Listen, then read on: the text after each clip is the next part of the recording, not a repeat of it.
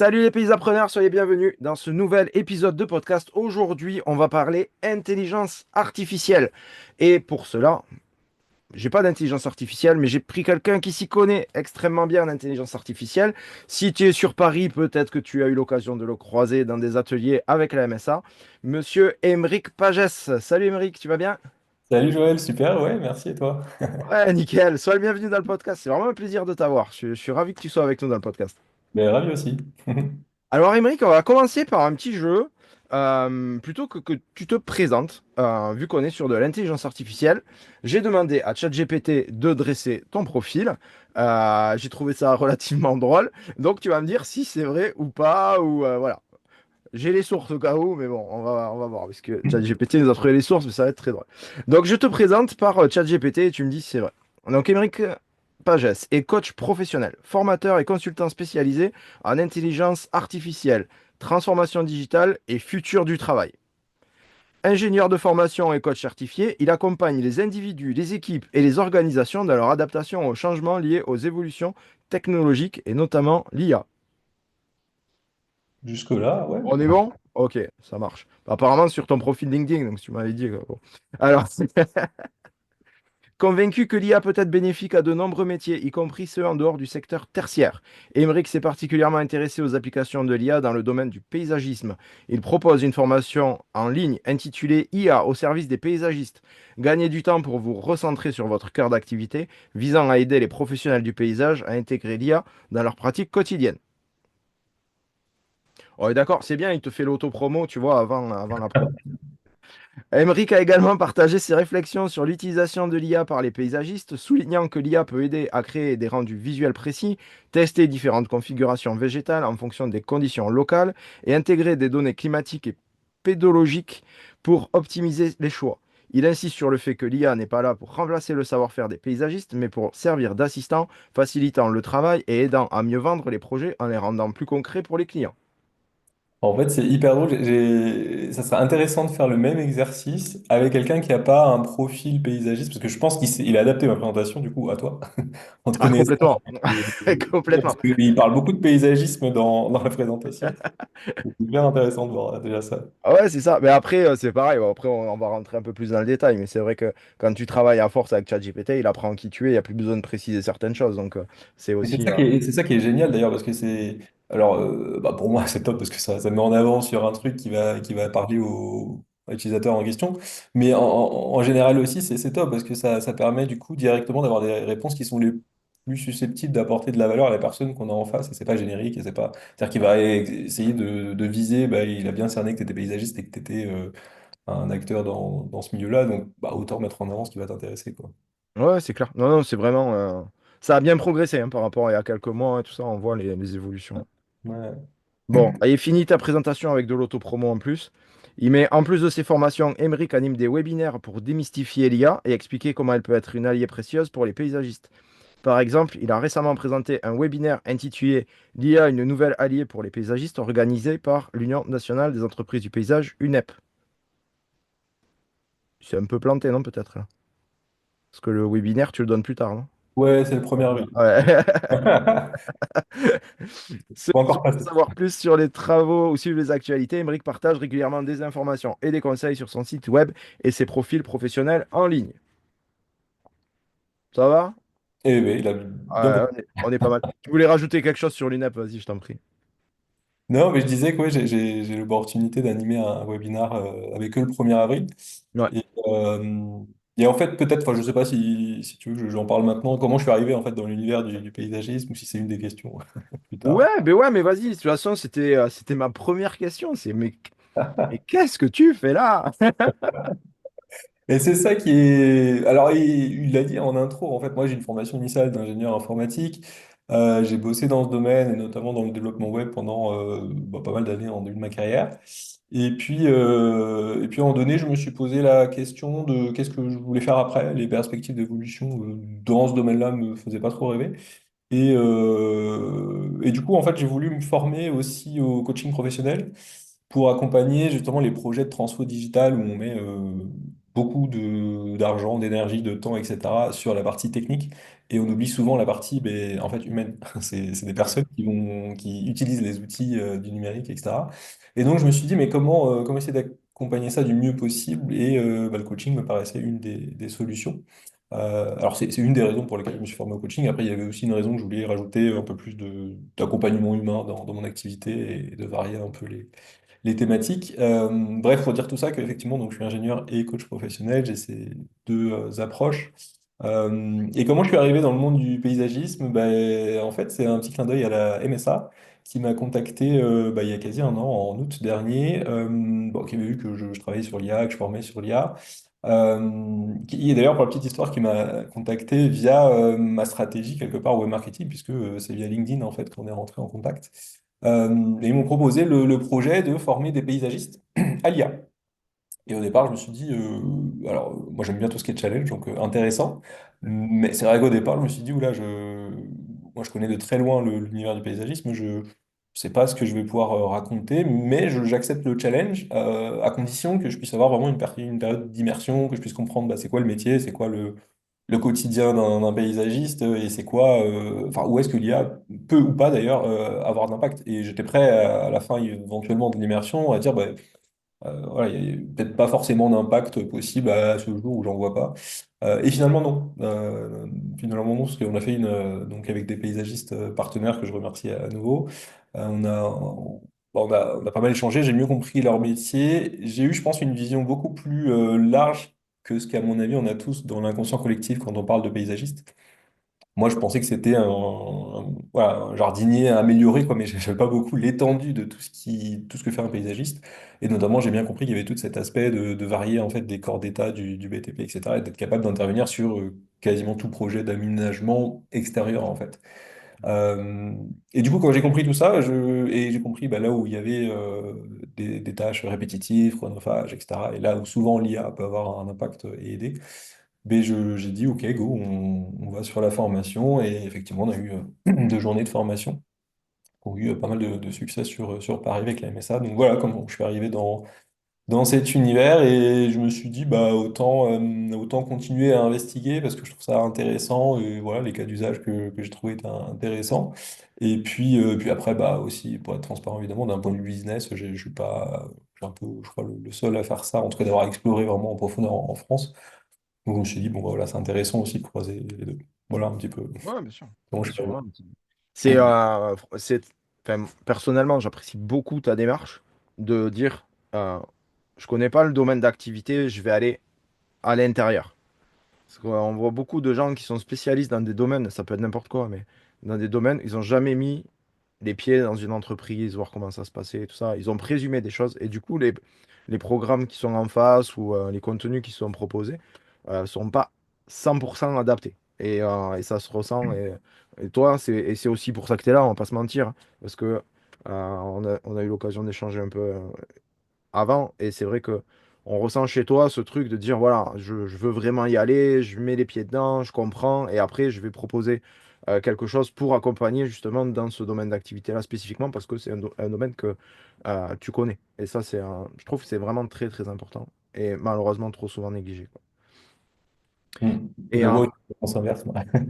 ouais, c'est vrai, c'est vrai, c'est vrai. Qui s'improvisent digital ou IA et qui en fait, bon, quand tu creuses un peu, n'ont pas beaucoup de. C'est clair, c'est clair. Ils ont suivi une petite formation, ils se sont dit, ça y est, ils sont spécialistes. Donc, ouais. Et du coup, dans ton immersion et puis dans ton parcours, en quoi est-ce que tu as trouvé que l'intelligence artificielle était vraiment une opportunité? Parce que on a quand même, surtout au début, alors je dis ça, mais les gens qui connaissent pas ou qui voient ça un peu de loin en se disant, ouais, c'est un truc à la mode, tout ça, sont quand même très réfractaires de se dire, bah, ça va être une menace, c'est un problème, l'intelligence artificielle. En quoi est-ce que quand on a une entreprise du paysage, utiliser l'intelligence artificielle sans rentrer dans le détail, mais vraiment d'une manière générale, en quoi ça change la vie, en quoi c'est vraiment une opportunité? Mm. En fait, il y a deux trucs sur ce que tu évoques, sur lesquels j'ai envie de rebondir. Il y a le premier truc sur les craintes vis-à-vis de l'IA, mais en fait, c'est les mêmes craintes que moi je rencontre depuis 10 ans que je pose dans des projets de transfo digital, là où le numérique arrive, ou même le changement, en fait, si on pourrait élargir, là où le changement arrive. bah, j'ai des réflexes humains et ça, le coaching me l'a appris. Voilà, on réagit aux changements tous différemment, mais il y a des choses en commun de bah, j'ai peur de me faire remplacer, j'ai peur de ne pas être à la hauteur, j'ai peur de ne pas pouvoir acquérir les compétences nécessaires et m'actualiser aussi vite que ça avance pour pouvoir voilà, suivre le train. Et donc, en fait, finalement, ces craintes-là, moi, je les ai vécues au moment de l'arrivée, par exemple, des réseaux sociaux, où il fallait convaincre en interne d'une entreprise, mais si ça vaut le coup d'utiliser les réseaux sociaux, c'est pas, enfin, c'est du fun, mais il y a aussi une opportunité derrière pour une entreprise de l'utiliser. Et finalement, je retrouve les mêmes craintes sur l'IA. Mm. Euh, Est-ce que je vais me faire remplacer? C'est hyper complexe, je comprends rien, ça va trop vite, et ça déshumanise. Il y a souvent ce truc-là aussi qui revient. Ouais. Mm. Euh, et moi, je dis toujours, enfin, je trouve que c'est des peurs qui sont tout à fait légitimes. Bien sûr que, enfin, et une technologie, je pense que tout dépend de qu'est-ce qu'on en fait, du cadre qu'on lui donne. Une technologie en soi, c'est pas bon ou mauvais, c'est l'utilisation qu'on va en faire, c'est le cadre qu'on va lui donner qui va générer des cas d'usage qui apportent des bénéfices ou qui, à l'inverse, en retire. Et du coup, je trouve toujours intéressant de pas balayer ces peurs d'un seul coup, mais de les prendre en compte, en fait, vraiment. Et moi, dans la démarche, c'est souvent une démarche que j'ai en formation ou en accompagnement, c'est de me dire, OK, ces peurs-là, elles disent quelque chose. Une peur, physiologiquement, ça a une fonction, c'est-à-dire, ça m'alerte d'un danger et il faut que je mette en place quelque chose pour éviter ce danger. Et du coup, ben, donc voilà, tout ça pour dire que les peurs face à l'IA, c'est les mêmes qu'on a rencontrées depuis des années dans tous les enjeux de transformation digitale, et peut-être même pour ceux qui travaillent dans le changement en général, l'accompagnement au changement, en fait, c'est les mêmes qu'on retrouve quel que soit le changement. Et pour répondre à ta deuxième question sur, du coup, pourquoi une entreprise du paysage pourrait s'intéresser à ça? Je pense qu'il y a au moins deux aspects. Le premier, et qui est vrai pour n'importe quel entrepreneur, mais peut-être je me suis aperçu encore plus pour, en tout cas c'est vrai pour les entreprises du paysage, c'est que dans notre quotidien d'entrepreneur, on n'est pas que paysagiste. Tout comme toi, t'es pas que coach consultant, tout comme moi, je suis pas que formateur. On est ça, donc faut être bon dans ça. Et puis aussi, il y a la partie, ben, il faut entreprendre. Mm. Faut être bon dans entreprendre et gérer une entreprise et gérer le marketing, la communication, enfin tout ce qu'on est habitué à faire. Et parfois, et là je retiens souvent un truc que j'ai écouté beaucoup en immersion, c'est, mais moi mon métier et ce qui me plaît, c'est d'être sur le terrain, quoi. C'est d'être dans les jardins, c'est de faire de la créa, c'est d'être au contact de la nature, c'est ça. Mais je sais que c'est indispensable aussi d'avoir une stratégie marketing, bah, les gens qui bossent avec toi le savent, enfin voilà, de bosser un peu sur c'est quoi ma stratégie business vraiment, c'est quoi mes objectifs de l'année, etc., mes priorités. Euh, et parfois, c'est des tâches, on sait que c'est nécessaire, mais c'est ultra chronophage. Et c'est pas en plus souvent la tasse de thé de ce type de profil. Et donc là où l'IA peut avoir un impact énorme, c'est de pouvoir déléguer et prendre en charge une partie. Et je dis toujours, l'IA, c'est un assistant. C'est pas, on enlève tout de suite l'idée de se faire remplacer. Enfin, bien sûr que l'IA va avoir un impact sur le monde du travail, mais il y a une étude récente qui a montré que le nombre d'emplois supprimés par rapport au nombre de nouveaux emplois créés ou transformés via une nouvelle technologie, dont l'IA, le delta, il est bien plus positif que ce qu'on a en tête parfois. Donc en fait, oui, ça va faire évoluer certains métiers, mais il ne faut pas tout de suite jouer la carte de ça va me remplacer en fait. Mais non, ça va m'assister et ça va sans doute me permettre de gagner du temps. Et c'est ça pour moi le premier aspect dans n'importe quelle entreprise et en particulier dans une entreprise du paysage, c'est ça va me faire gagner du temps dans ma gestion au quotidien de l'entreprise, dans la Ouais. communication, dans la préparation de devis, dans la préparation d'offres commerciales, dans la gestion de l'appel d'offres. Enfin, c'est ça pour moi le premier aspect. Euh, et le deuxième, c'est aussi dans la partie créativité. Moi, c'est ça que je trouve ça fabuleux dans votre métier, c'est que, et je pense que enfin, les clients que j'ai accompagnés s'en rendent pas forcément compte. Vous avez un métier qui est ultra, enfin si, on se rend compte qu'il est créatif, mais on se rend pas compte de l'or que vous avez en fait dans les mains avec les photos, etc. Et ça, c'est génial pour de la communication. Ouais. Et en fait, là, l'IA peut aussi jouer un rôle dans aider à la créativité, peut-être en associant des plantes, enfin tout ce qui est palette végétale, etc., se poser des questions sur, ou donner de nouvelles idées ou suggérer des choses. Et c'est là où c'est génial, l'IA, c'est que c'est infini en capacité de suggestion. Et après, il faut faire le tri. C'est pour ça qu'on assiste. On ne prend pas tout ce qui est. Voilà, c'est le paysagiste qui est expert et qui sait si là, elle dit complètement n'importe quoi, si là, c'est pas réaliste, si là, c'est OK, mais d'un point de vue budget, ça marche pas. Enfin, voilà, il faut garder cet œil critique. Mais par contre, on gagne un temps fou. Ça peut vraiment nous faire gagner du temps. Ouais, t'as tout à fait raison. Et moi, ce que j'ai remarqué, c'est que on va sortir du cadre entrepreneur paysagiste, mais dans le cadre entrepreneur ou artisan, ou tu vois, qui dit ouais, mais l'IA, en fait, ça bouffe les emplois, l'IA, ça remplace l'humain et tout. Ces mêmes personnes qui disent ça sont des personnes qui ont des entreprises qui sont tellement petites qu'ils pourraient pas s'offrir les services d'un assistant que vient remplacer l'IA gratuitement ou quasi gratuitement, quoi. Donc ça veut Mm, dire que avec cette croyance limitante-là, ils viennent se priver d'un assistant gratuit. mm, mm. Donc j'ai beaucoup remarqué ça et ça m'avait marqué parce que je me suis dit, mais punaise, on te donne ce que tu n'as jamais pu t'offrir en vrai, parce que tu as une petite entreprise et c'est OK. Et tu n'as jamais pu t'offrir ça. On te le donne sur un plateau. Et toi, tu dis, non, non, ça va bouffer de l'emploi. Ça bouffe pas d'emploi, puisque de toute façon, tu l'utilises pas, cette personne-là. Ça va même pas manger un emploi chez toi. Ouais, puis encore une fois, là-dessus, moi je dis toujours en formation, chacun se fait son opinion et voilà, je rentre pas dans les débats, mais il y a des éléments maintenant pour se faire une opinion là-dessus. Enfin, il y a des études qui sont sorties, il y en a plusieurs, et, enfin, il y a des choses qui montrent on va plutôt dans le bon sens. En fait, la croyance limitante de dire ça va te supprimer tous les emplois, non, ça va les faire évoluer, oui, mais tout comme, en fait, je compare toujours ça parce que c'est pas moi qui le dis, hein, c'est les plus grands experts qui bossent sur l'IA aujourd'hui dans le monde, on considère ça comme une cinquième révolution industrielle, quoi. Ouais. Et lorsque l'électricité est arrivée, ben oui, ça a fait disparaître certains emplois. Mais ça en a inventé d'autres, ça en a fait évoluer d'autres. Et pareil, quand il y a eu l'arrivée de la machine à vapeur, enfin voilà, on peut remonter Ah sur toute ouais, mais non, mais c'est. industrielle. Plus récemment, moi, j'ai vécu l'arrivée du téléphone portable. Et ouais. L'arrivée du téléphone portable et après de l'Internet, mais déjà le téléphone portable. euh, Exemple, mon père qui avait une entreprise du paysage, il dit, mais ça sert à rien. Ça sert à rien, puisque de toute façon, le soir, je rentre au bureau. Quand il en a eu un, il était bien content d'en avoir un. Internet, pareil. Oui, ben ça sert à rien, parce que de toute façon, les infos, on les a. Ben après, voilà. L'ordinateur, pareil. Tu avais l'ordinateur, tu avais quand même, quand tu fais ta compta avec un ordinateur, je parle même pas maintenant où tu vas faire la compta avec de l'IA, mais en plus, tu faisais avec ton ordinateur, enfin, tu faisais ta compta à la main, et d'un coup, tu passes sur un truc où tout est synthétisé, c'est calculé et tout. Voilà, enfin, je veux dire. Et à chaque fois, effectivement, ça a créé plus d'emplois que ce que ça en a mangé. Ouais, Donc, puisque tu dis, en fait, je pense qu'on est vraiment, à mon avis, aujourd'hui, on commence à être un peu, pour moi, dans le tournant, mais on est vraiment au moment où il est encore temps de prendre un temps d'avance fou hmm, entre ceux qui vont embarquer dans le train de ce type de révolution et ceux qui vont le faire plus tard. Mais parce que c'est comme ça, hein, l'innovation, ça marche comme ça. Il y a personne qui adopte, il y a aucune population au monde qui va adopter une innovation directement. Il y a une courbe d'adoption de l'innovation et voilà. Et donc de faire partie de cette première partie de la courbe là, des early adopters, il y a cette opportunité qui est, à mon avis, maintenant. Et donc c'est comme si on avait accès en fait au mail ou au téléphone portable en avance par rapport à la mise sur le marché quoi. Et du coup ça nous donne un temps d'avance incroyable. Mais encore faut-il bon bah oui s'embarquer dans l'aventure quoi et y aller. faut mettre le doigt dans l'engrenage.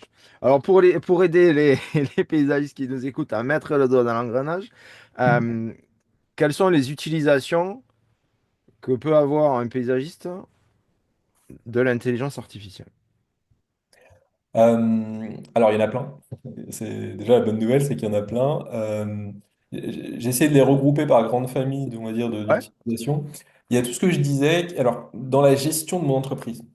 Dans la gestion de mon Ouais. entreprise de paysagisme. Euh, il y a tout l'aspect, alors l'aspect déjà stratégie où on peut commencer à utiliser l'IA pour réfléchir et en fait brainstormer. L'IA, c'est génial pour brainstormer en fait. On peut parfois brainstormer seul et tourner un peu en rond, et puis on peut brainstormer avec l'aide de l'IA, et dans ce cas-là, on amplifie notre capacité de créativité et de réflexion avec des idées que va nous pousser l'IA. Encore une fois, certaines vont être complètement à côté de la plaque. De moins en moins Ah parce que oui, ça progresse. ouais, ça progresse. Ouais. Mais oui, bien sûr qu'il y a des idées complètement à côté de la plaque. Mais il y en a certaines, quand même, et de plus en plus, souvent, il y en a certaines qui sont pertinentes. Donc, dans tout ce qui est pour moi stratégie, j'ai un client récemment là, que j'ai accompagné. Je peux donner cet exemple. Je pense qu'il m'a dit, mais ça parle vraiment à toutes les entreprises du paysage. Il m'a dit, mais il y a un truc aujourd'hui, à voir si l'IA peut nous aider.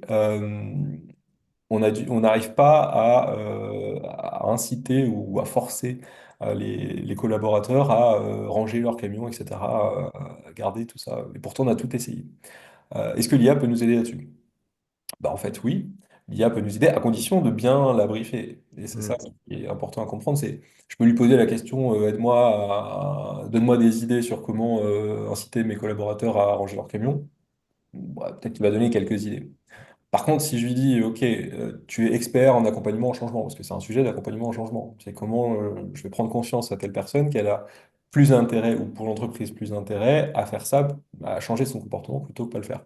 Donc, tu es spécialiste en conduite du changement, je dirige une entreprise de tant de salariés, j'ai essayé ça pour telle problématique, ça n'a pas fonctionné, j'ai pensé à ça, ça, ça, donne-moi 20 idées innovante, originale, qui allie le côté fun, mais aussi vraiment qui va engager les gens à le faire pour arriver à ce but-là. Et en fait, elle a donné plein d'idées et franchement, il y en avait certaines qui étaient ultra pertinentes, quoi. Et je vois même qu'ils vont implémenter quelques-unes. Donc il y a vraiment toute cette phase de gestion de son entreprise sur l'aspect stratégique, sur l'aspect quand on se pose un peu des questions de ce type-là, de dire, OK, trouver des idées, quoi, trouver de nouvelles idées. Il y a tout l'aspect aussi, comme je disais, en fait, un point d'entrée souvent pour se dire, OK, qu'est-ce que je peux, enfin, quelle opportunité qu'il y a peut m'offrir dans la gestion de ma boîte, c'est qu'est-ce qui est chronophage, qui prend beaucoup de temps, qui est répétitif, qui se répète très souvent, et sur laquelle je considère à pas avoir beaucoup de valeur ajoutée. Et donc, quand on a ces trois facteurs-là, souvent, si on identifie des tâches dans une entreprise avec ces trois facteurs-là, il y a de fortes chances que l'IA puisse jouer un rôle. L'IA générative en tout cas. Hmm. Euh, et donc, quand on parle de ça, mais dans l'immersion, j'ai bien vu qu'il y avait toute la partie, par exemple, devis, partie gestion des devis. Alors, c'est hyper intéressant dans notre secteur, parce que pour avoir bossé à plein d'autres secteurs, c'est un des rares, je trouve, parce que moi, j'arrivais avec mon approche, mais pour trouver plus de clients, vous pouvez faire ça, ça, ça, ça. Et on m'a souvent dit, mais moi, mon problème, c'est pas d'avoir. J'ai plein de clients qui frappent peu importe. J'arrive même pas à leur délivrer les devis qu'ils attendent depuis 2 mois. C'est ça mon plus gros problème.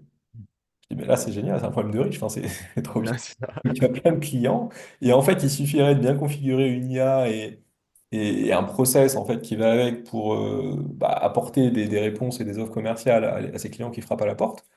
Et peut-être que vous pourriez transformer beaucoup plus de clients, voire même sélectionner, je crois que tu en parles dans l'un de tes podcasts que j'avais écouté, qui dit, mais voilà, parce qu'on se pose la question, oui, mais moi, j'ai pas envie de trouver de nouveaux clients ou d'augmenter mes tarifs ou quoi, ok. Ouais, mais ça permet en fait aussi de sélectionner petit à petit le type de clientèle avec qui on a envie de bosser ou les types de prestations qu'on a envie de faire. Bon, je m'éloigne un peu, mais voilà, le point d'entrée, ça peut être aussi la partie gestion des devis, des offres commerciales, etc. Euh, Ensuite, ça peut être tout ce qui est autour des appels d'offres, par exemple. La synthèse de documents complexes et l'analyse de documents complexes. L'IA est incroyablement puissante là-dessus. Ouais. Elle n'est pas capable de faire toutes les formes d'intelligence humaine qu'on a et elles sont multiples. Par contre, sur l'intelligence d'analyse, de logique et de cartésienne, on va dire, elle est imbattable. Enfin, elle a dépassé l'intelligence humaine depuis longtemps. Donc, Pour, pour, qu'on- qu'on- pour ceux qui ne connaissent pas encore, faut préciser, parce que tu as l'habitude, hein, donc ouais, n'hésite pas à normal. dire. Mais il faut préciser qu'on peut prendre des documents et les soumettre à une application d'intelligence artificielle et qu'elle va les synthétiser, les étudier et faire ce qu'on lui demande de faire sur la base de ces documents-là. Donc voilà. Parce que Exactement. Et ça, que ce soit un document en anglais, en chinois, en espagnol, en français, de 10 pages ou 230 pages, elle va le faire quasiment avec la même rapidité. Et ça, c'est vraiment bluffant. Enfin, même moi qui baigne dedans depuis pas mal de temps, mais je reste toujours un peu bluffé de me dire, waouh, en 5 secondes quand même, elle me fait un truc, si je l'ai bien briefé, encore une fois, si je l'ai bien briefé et que je lui donne la bonne data, elle me génère un truc, franchement, qui, moi, m'aurait demandé des heures, quoi. ouais, De lire le document, de me dire, OK, moi je veux une synthèse sur, j'ai un exercice là qui prend une notice technique d'une tondeuse et dans la prévention des risques, alors parce qu'au départ, évidemment, j'ai bossé avec la MSA, donc un de leurs enjeux, c'était de comment accompagner la prévention des risques. Et c'était hyper intéressant en fait, parce qu'on se dit que, c'est- enfin, de ce que j'ai compris, pas grand monde prend du temps pour faire ça, et pourtant ça serait nécessaire et tu as même bien compris. et du coup, bah, l'IA, en fait, là, j'ai une notice technique. Je lui dis, bah, selon tout, enfin, tu es expert en prévention des risques. Identifie dans l'utilisation de ce matériel les 5 risques principaux les plus importants grâce à cette notice technique de 150 pages. Et génère-moi je sais pas, un mémo d'une page synthétique sur ça pour m'aider à préparer une formation pour mes salariés. Et ça, en 5 secondes, c'est fait. Mm. Ouais, tout à fait. Et ça, donc ça marche sur ça marche sur les appels d'offres aussi. Les appels d'offres, il y a beaucoup qui travaillent avec le public et pour en avoir fait aussi des appels d'offres, je sais que c'est pas la partie, en tout cas, moi, pas la partie que je préfère, d'analyse et de répondre envoyer les 10 000 documents qui sont demandés, etc. Il y a beaucoup de paperasse quand même. Et ben, l'IA, elle adore ça, elle est géniale. Surtout ce qui est paperasse et surtout ce qui est... Donc, elle peut vraiment nous faire gagner un temps fou sur bah, l'analyse de tout un brief, de comprendre les points saillants du brief, de comprendre. Et puis, et comme tu disais, l'IA, elle nous connaît de mieux en mieux. Mm. Donc, si je lui donne et si je l'accompagne le plus possible sur c'est quoi mon entreprise, c'est quoi mes forces par rapport à mes concurrents, c'est quoi tout ça, ben, rapidement, elle va analyser le brief d'un appel d'offres et elle va savoir comment me positionner, en tout cas m'aider à me positionner. Et donc ça, c'est aussi génial. Après, bon, il y a toute la partie aussi créativité, conception sur les palettes végétales, réfléchir à des palettes végétales, peut-être enrichir des palettes végétales qu'on a l'habitude de faire en fonction de contraintes bien spécifiques. Et ça, c'est vous qui êtes expert. Je dis toujours, en fait, je dis toujours, voilà ce que moi j'ai pu bidouiller, on va dire, en disant l'IA dans votre domaine. Mais moi, je suis pas paysagiste. J'ai appris beaucoup depuis que je bosse avec des paysagistes, mais j'ai pas votre expertise. Et donc, je dis toujours, imaginez maintenant que ce soit vous derrière la manette, avec votre expertise et la compétence IA que vous avez, bah derrière, ça va être encore bien plus puissant que ce que moi je suis capable de faire.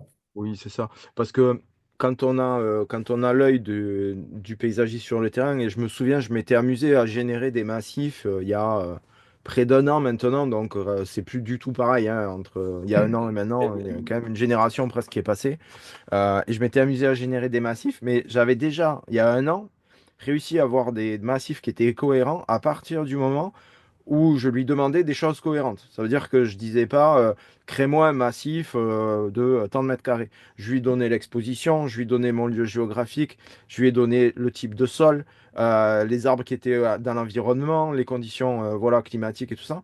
Et donc du coup, forcément, ça a généré un massif adapté à la situation. Et quand j'ai vu, je dis, bah ouais, en fait, c'est pile poil la liste des végétaux, la palette Mhm. végétale, elle est bonne. Le plan d'implantation, qui était, je te laisse imaginer, assez rigolo.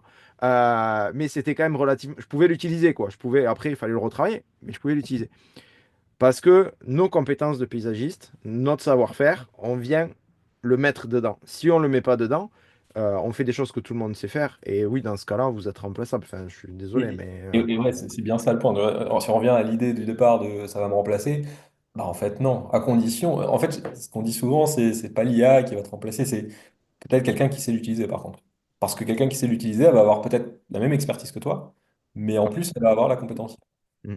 Du coup, conjuguer les deux, alors là, on en parle, on est encore au début de la courbe d'adoption de l'innovation, là, mais si on se projette, je sais pas, dans 2-3 ans, à mon avis, on sera déjà bien avancé dans la courbe d'adoption. C'est-à-dire qu'on va rentrer dans, ça sera normal, tout comme c'est normal, on ne se pose pas la question d'enregistrer un podcast à distance, et tu m'as pas fait déplacer, même si j'adore le présentiel aussi, mais voilà. Et on se pose plus trop la question. C'est Euh, ça. si on regarde encore avant Covid, se poser la question hein, du télétravail, de tout ça. Enfin, c'était Ouais. pas du tout évident. Et Mm. pour moi, c'est pareil ce qui est en train de se penser sur l'IA. À la différence que, et c'est pas moi qui le dis encore une fois, c'est des experts, des sociologues, etc., on est quand même sur une révolution industrielle. C'est-à-dire que donc on est sur quelque chose d'ultra puissant parce que ça touche tous les secteurs et parce que ça combine plusieurs technologies les unes avec les autres. Du coup, ça a des résultats incroyables. Ouais, c'est clair.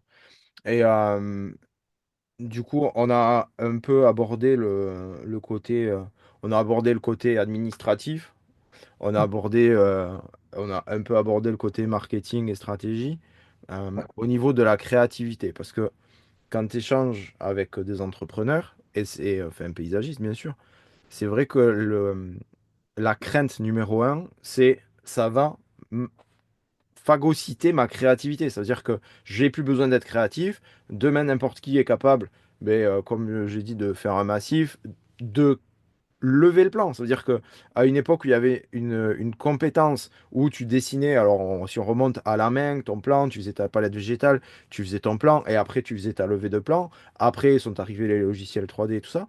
Là aujourd'hui, on commence à avoir des carrément en réalité augmentée, des IA qui viennent te mettre des choses et tout ça. Donc, la grosse crainte qu'on a, c'est de perdre ce côté créatif. Qu'est-ce que tu dirais à quelqu'un qui a peur de ça? Est-ce que déjà sa peur, elle est fondée? Ou est-ce que ben, de toute façon, ça restera un assistant? Alors là-dessus, moi j'aime bien prendre l'exemple de la calculatrice. Est-ce que la calculatrice a tué les mathématiques? Est-ce que la calculatrice a empêché de faire des avancées incroyables dans le domaine des sciences et des mathématiques en particulier? Bah, en fait, non. Par contre, est-ce que ça a facilité et que ça a permis une avancée considérable? Et d'ailleurs, l'IA, c'est ça, hein, au départ, c'est des maths, hein. L'IA, c'est Ouais. né dans une conférence de mathématiciens. Donc, euh, est-ce que ça n'a pas permis des avancées incroyables? Par contre, si. Et pour moi, c'est pareil. Il faut vraiment se dire que c'est un assistant ultra sophistiqué, etc. Mais ça va pas remplacer. Ça va remplacer certaines professions, oui. Mais ça va en créer d'autres, etc. Mais ça, pour moi, ça va pas remplacer en particulier votre métier parce qu'il y a toute la partie aussi de l'expertise et de l'expérience, en fait, et que moi, par exemple, j'ai pas. Et donc, ce que je vais générer via l'IA, même si je suis plutôt calé sur l'IA, bah, dans votre domaine, ça va pas avoir beaucoup de valeur comparé à un paysagiste qui maîtrise l'IA et qui génère quelque chose. En fait, je pense que c'est ça qu'il faut vraiment intégrer et c'est en expérimentant, à mon avis, qu'on se rend compte de ça, parce qu'on se rend compte aussi parfois des choses pas très quali qu'elle est capable de produire. Moi, avec mon regard, je suis pas capable de différencier ça. Moi, j'ai appris en vous côtoyant que oui, bon, il y avait quand même un peu l'intuition, je sais pas si c'est bête que ça, mais que en fonction du terrain, en fonction de plein de critères, on va pas mettre les mêmes plantes, tout ça. Mais je veux dire, c'est vous qui avez cette expertise et il y a, alors ce débat, il est hyper intéressant et il n'est pas que dans le monde du paysagisme. Moi, je l'ai entendu Ouais, bien sûr. dans plein de secteurs. C'est grosso modo, est-ce que l'IA va tuer ou pas la créativité ou va la freiner? Euh, moi, je pense qu'elle peut. Tout dépend de, encore une fois, ce qu'on en fait, des limites qu'on donne, etc. À mon avis, l'un des grands questionnements qu'on a, c'est de se dire, nous, on est nés, on a été éduqués avec des façons d'apprendre, etc., qui développent notre pensée critique, notre créativité, etc. À mon avis, la question, elle est plus là-dessus. C'est-à-dire, demain, et déjà aujourd'hui, hein, moi, quand je donne cours à des étudiants, je le vois bien, écrire un mémoire aujourd'hui, on voit bien qu'il y a de l'IA, en fait, dedans. Mm. Euh, mais est-ce que la question, du coup, elle n'est pas, mais comment on se réinvente pour toujours renforcer cet esprit critique et cette créativité dans un contexte où, oui, l'IA, bah, écrire un mémoire, elle sait le faire. Enfin, je caricature un peu, mais à mon avis, c'est ça le creux de le cœur de la question. Et du coup, bah, finalement, l'IA, ça va dépendre de l'utilisation qu'on en fait et ça va dépendre du regard critique que moi je garde aussi vis-à-vis de ce qu'elle me produit. Je garde le contrôle par rapport à ce qu'elle me produit. Et après, il y a un truc qui est aussi, pour l'instant, on en est très loin. Est-ce qu'on y arrivera un jour? J'en sais rien. C'est l'intelligence humaine. L'IA réplique aujourd'hui une forme d'intelligence humaine, d'intelligence analytique cartésienne. On appelle ça une IA étroite. L'IA totale, qui serait hypothétiquement pour l'instant la réplication totale de l'intelligence humaine, qui est composée d'intelligence multiples, hein, intelligence émotionnelle, relationnelle, intelligence analytique aussi. On en est très très loin, hein. L'IA n'a pas de bon sens. Donc, je dis toujours, c'est pour ça qu'il faut l'accompagner en fait. Elle a besoin d'un brief, d'un prompt bien défini. Sinon, elle n'a pas de bon sens, elle a pas de... et puis elle n'a pas d'émotion, ce qui Ouais, nous c'est clair. différencie encore beaucoup. Donc voilà, vous avez, en plus, vous êtes sur un métier créatif, vous êtes sur un métier où ce qui va compter, c'est aussi la relation que je crée avec mon client. Moi, demain, j'ai besoin d'aménager un jardin. J'ai pas envie qu'un robot vienne et. Enfin, non, j'ai envie d'avoir un être humain qui vient. Par contre, qui sait utiliser les robots si on a besoin ou l'IA ou ça. Mais mon référent, c'est l'être humain avec qui j'interagis et qui va me rassurer et qui va m'inspirer confiance et qui va me permettre de me C'est protéger, c'est etc. clair. Et ce que tu me dis, ça me fait penser à ce qui s'est passé avec les chatbots, où il y avait toutes les entreprises ont eu la mode du chatbot. Donc n'importe où que tu te connectais, t'appelais au téléphone, t'allais sur le site internet, c'était un chatbot, c'était un chatbot, t'allais sur les réseaux sociaux, c'était un chatbot. Sauf que qu'est-ce qui s'est passé? C'est que la déconnexion de l'humain a fait que le consommateur, d'une manière générale, hein, on parle, le consommateur a dit non mais moi j'en ai marre d'avoir un truc automatisé qui en plus ne répond même pas à ma question parce qu'au bout d'un certain moment, à aller trop loin dans le chatbot, il n'y a plus personne. Il sait plus répondre et moi je suis coincé et j'ai toujours la réponse, j'ai toujours la réponse, enfin j'attends toujours la réponse, je l'ai pas, j'ai toujours ma question. Du coup, ce qu'a fait le consommateur, C'est qu'il est parti des entreprises qui utilisaient des chatbots, notamment les assurances, etc., pour aller vers si on prend le cas des assurances, vers une autre assurance qui, elle, va mettre de l'humain en face. Et quand tu vois les publicités à la télé aujourd'hui des assurances, sur quoi ils communiquent? Nous, c'est pas des bots, il y a des humains derrière. Et cette relation, on est des êtres sociaux, on a besoin d'échanger avec les autres. À partir du moment où on perd ça, ça va se perdre. Donc il y a un moment, il est probable qu'il y ait un moment où ça s'arrête, tout simplement, parce que cette relation-là, elle est perdue. Et qu'est-ce qu'on a constaté, pour finir sur le domaine économique, qu'est-ce qu'on a constaté? C'est que les entreprises low cost, qui n'avaient pas les moyens de mettre des humains parce que c'était trop low cost, étaient avec des chatbots, et ça continue avec des chatbots. Et les gens s'en accommodaient parce qu'ils savaient qu'ils payaient pas ils payaient moins cher. Et plus on montait en gamme, plus on a enlevé le chatbot pour mettre de l'humain à la place. Et donc, renouer cette relation. On a besoin de renouer cette relation. Je pense que dans le paysage, on va virer vers ça, quoi. C'est-à-dire qu'on va avoir du low cost tout automatisé IA et de l'entrepreneur enfin, de l'entreprise très quali avec de la prestation beaucoup plus quali où on aura de la relation humaine, quoi. Ouais, non, bah, ouais, c'est exactement ça. Et dans cette question de l'IA, ça déshumanise ou pas, bah, là aussi, ça dépend de comment on l'utilise en fait. Et la place qu'on lui donne, bon là, c'est une question plus large de société, en fait, la place qu'on lui donne dans la société, etc. Moi, il y a un exemple que je prends souvent aussi, c'est dans mon métier de coaching, quand j'accompagne une personne en individuel. Euh, Imaginons que demain, j'utilise l'IA vraiment dans mon rendez-vous. Imaginons Mm. que là, on est en coaching, je suis dans mon rendez-vous. Alors, moi, je prends mes notes d'habitude en coaching, je marque, ok, ou parfois même à la main quand c'est en présentiel. Euh, Grâce à l'IA, si j'invite une IA là, dans notre rendez-vous, elle est capable d'écouter tout ce qu'on raconte et de me faire une synthèse. Mais en fait, ça me permet d'être beaucoup plus connecté avec toi, puisque moi, j'ai plus, je suis déchargé de la partie prise de notes. Ouais, C'est fait automatiquement. Donc, en fait, ça renforce à l'inverse le lien humain. ouais, Donc, bon, ça, c'est un exemple qui me parle parce que moi, je suis dans le coaching, mais on peut, à mon avis, en trouver 10 000, y compris dans le secteur du paysagisme. bien sûr. Et donc tout dépend de ce qu'on... Mais c'est vrai depuis l'émergence du digital et des nouvelles techno, quoi. Tout dépend du cadre et de l'utilisation qu'on lui donne. Et je suis d'accord avec toi, il y a cette tendance quand même aussi de... Et moi, je l'ai vécu d'ailleurs. Ce qui m'a guidé vers le coaching, c'est aussi avoir besoin davantage de liens humains dans mon activité professionnelle, en fait. Bien sûr. Donc on ressent ce côté, oui, peut-être le plus on met de la techno, le plus on a besoin d'humain. Enfin voilà, c'est... Ouais, c'est pas faux. On va à un moment donné trouver dans un équilibre, je pense qu'il va se faire tout seul. Ouais, c'est clair. C'est clair. Et pour en revenir au métier pur d'entrepreneur paysagiste, si là, tu devais conseiller un entrepreneur paysagiste qui a toujours hésité à passer à l'IA, qui se dit, bon, c'est vrai, je vais prendre ça y est, j'ai écouté le podcast, j'ai bien compris que j'ai besoin de passer à l'IA parce que je vais prendre de l'avance sur mes concurrents qui voudront pas le faire. Est-ce que tu aurais quelques outils pour débutants faciles à utiliser qui peuvent être mis en place très rapidement dans n'importe quelle entreprise du paysage, j'ai envie de te dire, ce soit un entrepreneur solo ou une entreprise qui est 10 ou 20 personnes? Alors moi je dis toujours à cette question, en gros c'est quoi maintenant je commence à me dire ok peut-être qu'il y a des choses à faire avec, par quoi je commence quoi, et c'est quoi le plus Ouais. petit pas à faire?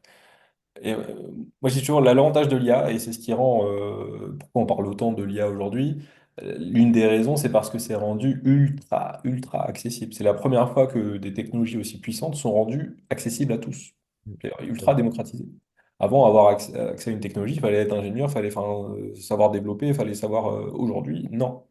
Et donc je dis toujours, ben, un des premiers pas, entraînez-vous, enfin, juste utilisez, créer un compte ChatGPT, et j'ai pas d'action chez ChatGPT, Ouais, mais juste ChatGPT, c'est le leader de l'IA générative aujourd'hui dans le monde. Quoi, enfin, sans rentrer dans de la politique, c'est un fait, c'est comme ça. Donc c'est ultra avancé, c'est ultra sophistiqué. Et du coup, pour moi, si on s'entraîne déjà à utiliser ChatGPT, après, on peut, si besoin, extrapoler ça dans n'importe quel autre outil d'IA génératif, selon ses préférences. Mais si on doit commencer, bah, commençons. C'est comme si je disais, bah, voilà, je veux commencer avec le traitement de texte, qu'est-ce que tu me conseilles? Bah, probablement que je t'aurais dit Word, en fait, parce que quand tu maîtrises Word, oui, après, tu peux te poser la question de je veux du open source ou quoi. Ok, mais Word, c'est le basique, et voilà. Donc, ouvrir un compte ChatGPT gratuit et commencer à. Et je dis toujours, identifier un truc bien précis. D'ailleurs, retirez ce que j'ai dit, n'ouvrez pas un compte ChatGPT tout de suite. Réfléchissez d'abord dans vos tâches, c'est quoi une tâche qui serait chronophage, répétitive, sur laquelle j'ai pas la sensation d'avoir beaucoup de valeur ajoutée. Et ça, c'est très personnel, hein. Il y en a qui, et c'est ce que je dis toujours, ça dépend. Moi, je vais avoir la sensation. Parce qu'il y en a qui m'ont dit, je crois que c'était sur LinkedIn, mais qui me disent, mais moi, la paperasse, j'adore ça finalement. J'ai pas envie de l'enlever de mon quotidien. Eh bien, génial. Si c'est ce qui vraiment te remplit de joie, etc., mais garde-le. Et peut-être mets l'IA sur autre chose, sur ce qui te paraît le moins ton truc, quoi. Ouais. D'abord identifier ça et en identifier peut-être une et de se dire, OK, je teste, j'essaie de tout tester avec ChatGPT pour résoudre ce problème. Après, évidemment, il faut se former. Bon, là, je vais sans faire la pub de ce que je fais, mais je pense que vraiment, ça fait la différence que à la fois, c'est accessible et du coup, j'ai l'impression que j'ai juste besoin de parler avec ChatGPT, il me répond. Et en même temps, il faut se rappeler que non, ça réplique une forme d'intelligence humaine et de langage humain, mais c'est pas un humain qui est derrière. Donc, il y a des techniques de prompt, etc., pour bien lui parler. Mais déjà, de commencer avec ça, c'est déjà génial. Moi, c'est un peu la stratégie quand j'ai bossé dans des grosses boîtes, c'est la stratégie qu'on a, hein, c'est de se dire, il faut d'abord un cas d'usage hyper bluffant, un et un seul, pour après embarquer le changement et convaincre les autres et de se dire, ouais, ok, pour ça, j'y vois mon intérêt, ça me paraît accessible, et je vois surtout ok, ça me fait gagner 5 heures par semaine. Bah ouais, qui n'a pas envie de gagner 5 heures par semaine? Et puis ces 5 heures que j'ai gagnées par semaine, chacun les réalloue comme il l'a envie. Enfin, ça, c'est- D'accord. Et puis après, on fait le calcul aussi que parfois, enfin, j'invite à faire ce calcul qui est de si je gagne 5 heures par semaine, ben, c'est quoi mon taux horaire? Dans la question de l'investissement, en fait, bah, c'est quoi mon taux horaire? En un mois, ça fait combien? Ça fait 20 heures gagnées. Ok, bah, c'est quoi mon taux horaire? C'est quoi le coût de me former? Ou c'est quoi le coût de, je sais pas, de me faire accompagner? Bon, voilà. Donc, mon conseil, ce serait ça, c'est de bah, commence avec ChatGPT, avec un sujet qui vraiment te ferait gagner du temps, et puis teste. Et puis, il n'y a pas d'erreur possible. L'avantage, c'est qu'on ne va pas tout casser ou quoi, ça dans ChatGPT. La seule erreur, c'est qu'il nous réponde un truc complètement générique. Oui, il répond souvent des trucs génériques. Pour la petite histoire, j'ai demandé de te passer au crypt ChatGPT au début. Et donc, il m'a répondu un truc de 2 lignes, mais totalement neutre. Enfin, voilà. Et donc, je lui ai dit, on est d'accord que tu ne connais pas Émeric Pagès. Et ChatGPT m'a dit, non, je ne le connais pas, car je suis une intelligence artificielle. Mais par contre, il m'a donné la suite, tu vois. Est-ce que tu veux que j'aille plus loin? Ouais, je veux bien. Ouais. Et du coup, il est parti dedans. Donc, voilà, pour donner la présentation qu'on avait au début. Mais c'est vrai que voilà, faut faire. Ça demande de l'exercice, ça demande de se mettre. Et puis les premiers prompts, alors pour ceux qui connaissent pas, le prompt, c'est ce qu'on va écrire pour demander à l'intelligence artificielle de traiter ces informations. Les premiers prompts, ils sont trop flous, on teste des trucs, puis on dit, bah tiens, c'est rigolo, il y a ça, bah tiens, il y a ça. Et puis après, évidemment, il y a la formation que tu proposes. Donc, j'imagine bien qu'il y a des prompts, tu vas aider à la réflexion du prompt. Mais voilà, donc le prompt, c'est ça. Et puis au début, si je peux me permettre mon expérience qui n'est pas spécialiste de l'intelligence artificielle, mais amusez-vous au début. Ouais, bah oui, Testez, je pote amusez-vous. aussi, quand si j'y vais à reculons, en disant, oh, ah, l'IA, faut absolument que j'y aille. Ah non, on s'amuse, quoi. Enfin, moi, Ouais, c'est je ça. m'amuse vraiment avec ChatGPT. Il est incroyable. Il a réponse à tout, en fait. Ouais, c'est clair. Et moi, je me dis, mais ouais, ok, c'est quand même bluffant parfois. Et on peut s'amuser, quoi. Amusons-nous. Le cas dont je parlais tout à l'heure, là, de comment inciter mes collaborateurs à ranger leur camion, ben, enfin, il nous a proposé des trucs super drôles, quoi. Et on peut s'amuser à lui dire, non, ça c'est. Peut-être que ça fonctionnerait, mais c'est pas assez fun. Moi, je Ouais, veux que ça soit fait dans la bonne humeur et je veux pas qu'il y ait un truc de je l'ai fait signer et je force un peu le truc. Non, un truc. Et puis, il donne plein d'idées. Donc, ouais, faut s'amuser un peu, quoi. Sinon. c'est ça. On peut rappeler, parce on a parlé de ChatGPT, on peut rappeler quand même que on va utiliser donc l'intelligence artificielle pour faire du texte. On peut faire des photos, enfin des photos, des images, ça on a bien compris. Et en ce moment, il y a une mode enfin une mode. C'est une triste mode, mais on a des gens qui font des fausses images pour escroquer des petits vieux qui n'ont pas l'œil à se dire, tiens, c'est une IA. Et puis, il y a aussi de la vidéo qui est faite. T'as d'autres utilisations auxquelles je pense pas, à part les bots d'automatisation du gros hacking, mais Après, pour moi l'étape suivante pour aller encore plus loin avec l'IA, c'est l'automatisation. Et là, connecté avec des outils type Zapier, Make, etc., euh, on va encore un cran encore plus loin parce qu'on rend, enfin, et c'est ça qui est génial, c'est de pouvoir combiner différentes technos et on va automatiser certains processus internes de son entreprise de façon intelligente grâce à l'intelligence artificielle. Et là, c'est encore une étape après. Et il y a aussi la partie assistant préconfiguré de ChatGPT. Ça, c'est génial. En fait, tu parlais de tout à l'heure peut-être la difficulté à embaucher des assistants IA. Euh, ChatGPT permet de préconfigurer un assistant avec des prompts, etc., que j'ai pas besoin de lui redonner à chaque fois, il les a déjà. Mes documents peut-être, ma base fournisseur, j'en sais rien, enfin, je peux lui donner plein de documents. Et je peux créer un assistant marketing, un assistant de vie, un assistant je sais pas trop quoi. Et donc là, on va encore plus loin, je trouve, parce qu'on est dans une utilisation beaucoup plus structurée et qui fait gagner. Ça prend un peu de temps pour le paramétrer au départ. Ouais. Et derrière, en fait, ça fait gagner un temps fou. Parce que aujourd'hui, j'ai besoin hop, de faire un post sur Facebook, je sais pas trop de quoi parler. Avec un des clients, on parlait de la taille de haie. Là, alors moi, j'adore parce que j'apprends plein de trucs compris que la loi, et moi si je reste très commun des mortels, effectivement j'avais entendu aux infos qu'il y avait cette loi là, sur la taille des haies et je pensais que ça concernait tout le monde. Et donc ce client me dit mais non, ça concerne que les professionnels en fait et pas les particuliers. Et donc il a fait un post sur ça. Et en fait en 3 secondes, hop, on a préconfiguré l'IA, et puis il a généré le post et on n'a pas fait copier-coller, on a du coup adapté pour remettre un petit peu de sa personnalité quelque part dans le post. Et puis voilà. Donc Ouais, moi, j'ai une question sur les photos, mais je pense que tu ne pourras pas me répondre. C'est à quel moment on aura des doigts, pas six c'est doigts, vrai pas que, 12 doigts, pas un point, mais des doigts. et c'est vrai que, ouais, En fait, globalement, sur la génération du visuel, l'IA, il y a encore un peu de chemin à faire. Ouais, ouais, Alors, moi, j'ai sectionné des outils, on va dire, dédiés au paysagisme qui permettent quand même de générer des visuels sur un jardin d'un client, de mettre une photo et de générer quelque chose. C'est pas parfait, ça remplace pas un concepteur ou quoi, mais ça permet quand même au client de se projeter, d'avoir une idée un petit peu. Moi, on parle de. Alors, j'ai des notions quand même, mais je me mets à la place d'un client, jardin méditerranéen ou jardin, je sais pas trop quoi. Enfin, ok, je vois à peu près de quoi il s'agit, mais si on me permet de me projeter dans mon propre jardin directement, même si c'est pas exactement le résultat que je vais avoir à la fin, voilà, ça m'aide plus facilement à me projeter. Donc ça, on arrive à le faire avec l'IA. Après, il y a encore un peu de chemin à faire sur ouais. l'IA pour les visuels. Mais bon, ça va tellement vite que, et comme tu disais, hein, on l'a vu, ChatGPT, même en texte, qui est aujourd'hui quand même hyper mature et hyper capable de plein de trucs, en un an, on a vu l'avancée fulgurante hein, de ce qu'il est capable de Ouais. faire et de la Oui, qualité de ce qu'il produit. ça va venir. Moi, il m'a fait, enfin, c'est pareil, j'avais fait une tondeuse, tu vois, la tondeuse, elle est arrivée, c'était un truc improbable, quoi. Enfin, On c'était a très, eu ça sur le taille A, là. On a oui. généré le visuel, on a eu un truc et le client m'a dit, mais c'est quoi ce taille A? Ah, mais ça fait partie des trucs où on s'amuse et c'est très très drôle, quoi. D'ailleurs, hein, je pense que je ferai un post en partageant les tests, c'est parce que c'était vraiment très très drôle.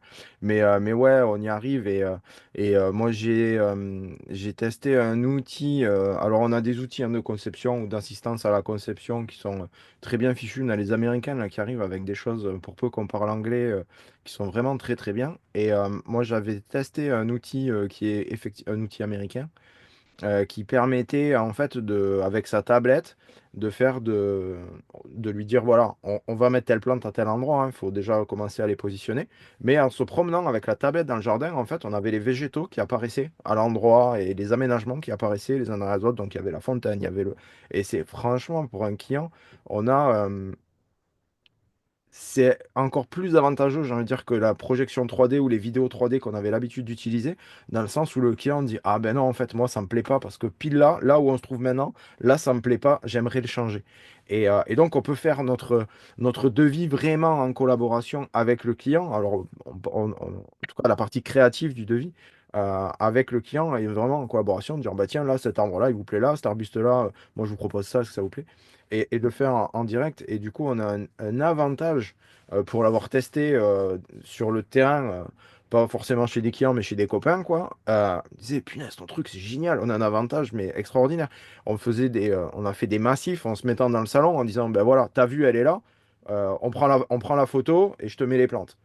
Et tout de suite, ça faisait un effet waouh parce qu'il voyait directement de la tablette, il regardait, il fait ah ben ouais, il n'y a rien, il y a rien, quoi. Et de maîtriser ce genre d'outils, de prendre le temps d'aller chercher ces outils-là pour les maîtriser, on a un avantage, mais monstrueux, sur tous ceux qui travaillent encore à l'ancienne ou qui refusent de s'y mettre ou qui disent, bon, j'ai pas le temps, je verrai ça plus tard, cet été, cet hiver, enfin, il y a toujours une bonne raison pour reporter. Et là, tu prends un avantage, mais phénoménal, quoi. Phénoménal. Ouais, puis c'est. Et moi, j'avais partagé un truc sur LinkedIn, je me suis amusé à le faire sur le champ de Mars, en fait. J'ai pris le champ de Oui, Mars et, avec la super. poubelle et j'ai dit, bah voilà, génère-moi des jardins inspiré japonais, etc. Et en 3 secondes, il le fait, quoi. Alors, c'est pas parfait, bien sûr, je suis pas spécialiste, mais il y a probablement plein de conneries qu'il a mis dans le truc, mais au moins, c'est fun, quoi. Je me permet de me projeter. Et après, comme tu dis, dans une utilisation plus professionnelle, pour un client, ouais, ça permet de...